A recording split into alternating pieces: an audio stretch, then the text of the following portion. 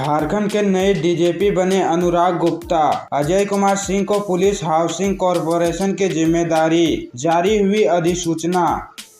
झारखंड के नए डीजीपी अनुराग गुप्ता बने हैं। तत्कालीन डीजीपी अजय कुमार सिंह को सरकार ने अध्यक्ष सह प्रबंधक निदेशक Jharkhand police housing corporation limited Ranchi के पद पर पदस्थापित कर दिया है। 1990 बैच के आईपीएस अधिकारी अनुराग गुप्ता को डीजीपी का अतिरिक्त प्रभार दिया गया है। वर्तमान में सीआईडी के डीजी है। उनके पास एसबी के डीजी का भी अतिरिक्त प्रभार है। राज्य सरकार की गृह कारा एवं आपदा प्रबंधन विभाग में इसे संबंधित अधिसूचना जारी कर दी है। 1990 बैच के आईपीएस अधिकारी अनुराग गुप्ता को बड़ी जिम्मेदारी मिली है। प्रभारी डीजीपी के साथ अनुराग गुप्ता एसबी और सीआईडी डीजी की भी जिम्मेदारी संभालेंगे। साल 2022 में अनुराग गुप्ता को डीजी रैंक मिला था। डीजी रैंक मिलने के बाद सबसे पहले उन्हें डीजी ट्रेनिंग की जिम्मेदारी मिली थी। अब उन्हें बड़ी जिम्मेदारी सौंपी गई है।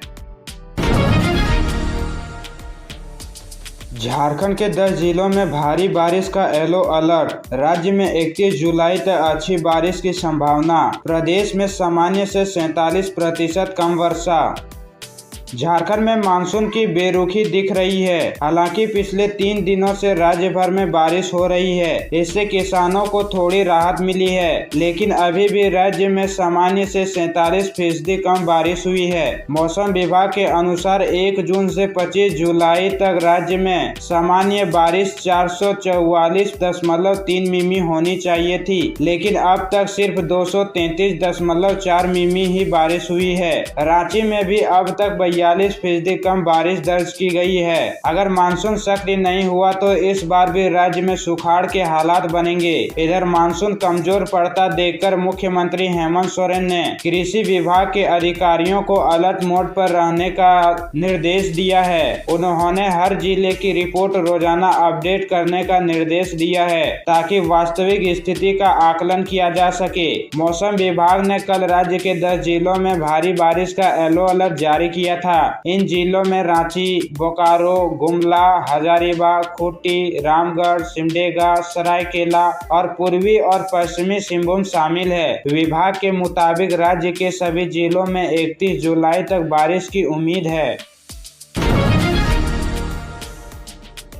सीबीआई ने नीट पेपर लीक का सीन रिक्रिएट किया। हजारीबाग में कंट्रोल रूम में पंकज ने उड़ाया था प्रश्न पत्र, प्रिंटर समेत कई इलेक्ट्रॉनिक्स डिवाइस, डॉक्यूमेंट्स जब्त। नीट पेपर लीक मामले में गुरुवार को केंद्रीय जांच एजेंसी सीबीआई ने 3 आरोपियों को हजारीबाग के उस राज गेस्ट हाउस में ले गई, जहां सोल्वरों ने पेपर सॉल्व किया था। सीबीआई ने वहां जांच के दौरान सीन रिक्रिएट किया और ये समझने की कोशिश की कि कैसे ओसिस एग्जाम सेंटर से प्रश्न पत्र गेस्ट हाउस लाने के बाद उसे सॉल्व कराया गया। इस गेस्ट हाउस से सीबीआई प्रिंटर, इलेक्ट्रॉनिक्स डिवाइस समेत कई दस्तावेज ले गई। सील किए गए इन दस्तावेज पर BP Raju, additional superintendent cyber crime investigation division, CBI, नई दिल्ली लिखा है। सीबीआई की 12 सदस्यीय टीम के साथ बिहार की टीम भी थी। करीब 3 घंटे तक इस गेस्ट हाउस को खंगाला गया। उसके बाद गेस्ट हाउस को फिर से सील कर दिया। पिछले 2 दिनों से सीबीआई की टीम 3 आरोपियों के साथ हजारीबाग में डटी थी। गिरिडीह में साइबर अपराधियों के खिलाफ बड़ी सफलता, 3 ठग गिरफ्तार। ऐसे फंसाते थे लोगों को अपनी जाल में।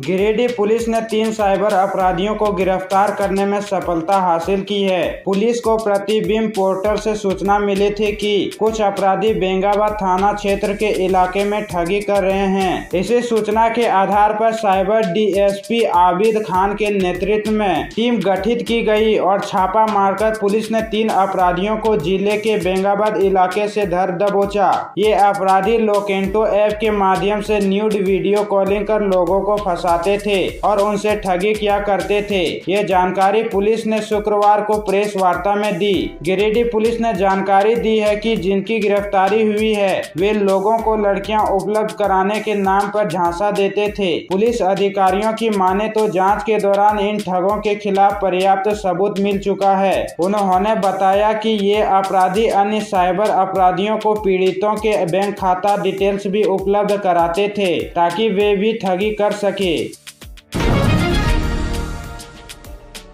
झारखंड विधानसभा के मानसून सत्र का आगाज, जाने पहले दिन क्या क्या हुआ।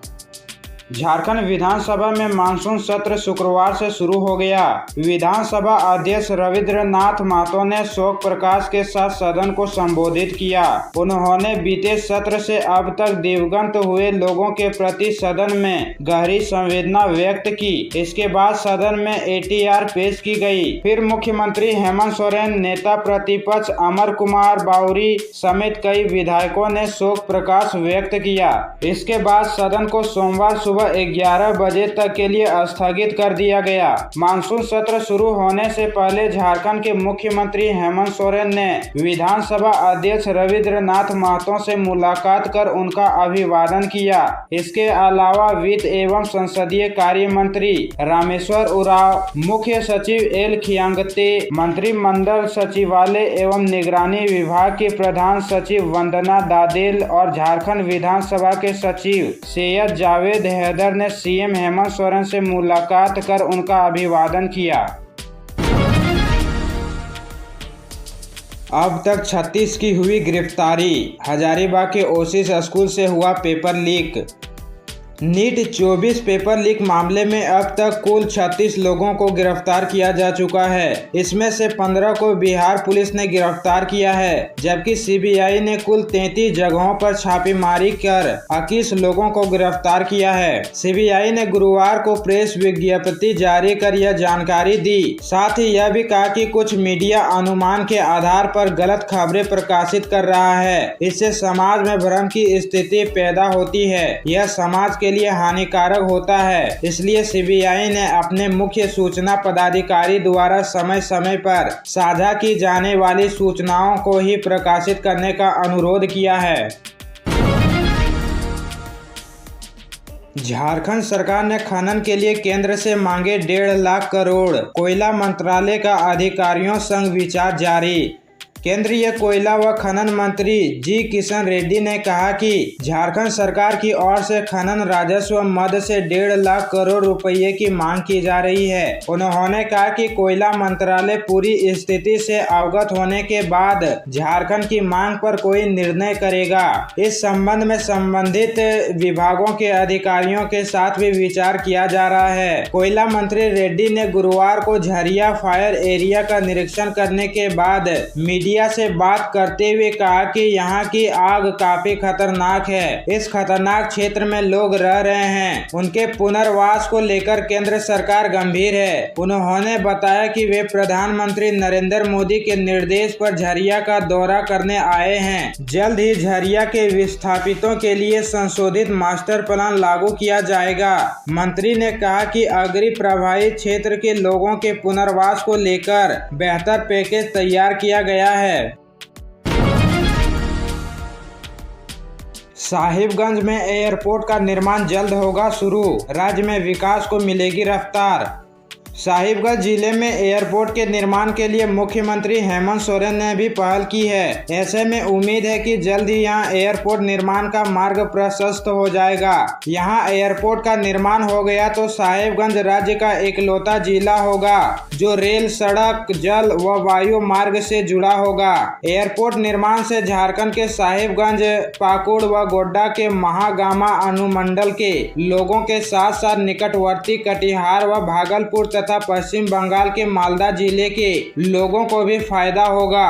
गंगा पर बन रहा पुल अगले साल तक चालू हो जाएगा, जिसके बाद इस रास्ते नेपाल जाना भी आसान हो जाएगा। साहिबगंज में एयरपोर्ट के लिए चिन्हित जमीन से कटिहार जिला मुख्यालय की दूरी करीब 35 किलोमीटर है। ऐसे में कटिहार के लोगों के लिए भी यह सबसे नजदीकी एयरपोर्ट होगा, क्योंकि यहाँ मल्टी मॉडल टर्मिनल का भी निर्माण कराया गया है। ऐसे में भविष्य में वहाँ से जहाजों का परिचालन शुरू हुआ तो कारोबारियों की आवाजाही भी जिले में बढ़ेगी, जिसके लिए एयरपोर्ट जरूरी होगा।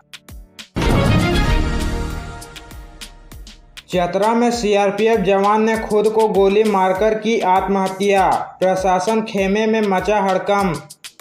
चतरा के सिमरिया थाना क्षेत्र स्थित शिला ओपी में स्थापित सीआरपीएफ 22वीं बटालियन कैंप में गुरुवार की रात एक जवान ने खुद को गोली मारकर आत्महत्या कर ली। जवान आशीष कुमार सिंह उत्तर प्रदेश राज्य के संत रविदास नगर जिला स्थित भदोई थाना क्षेत्र का रहने वाला था। घटना के बाद प्रशासन खेमे में हड़कंप मच गया। हालांकि आत्महत्या की वजह पता नहीं चल सका है। सीआरपीएफ के अधिकारी इसके पीछे की वजह मानसिक और घरेलू तनाव बता रहे हैं। इधर स्थिति की गंभीरता को देखते हुए चतरा जिला पुलिस और सीआरपीएफ के वरीय अधिकारी सीआरपीएफ कैंप पहुंचे और जांच की।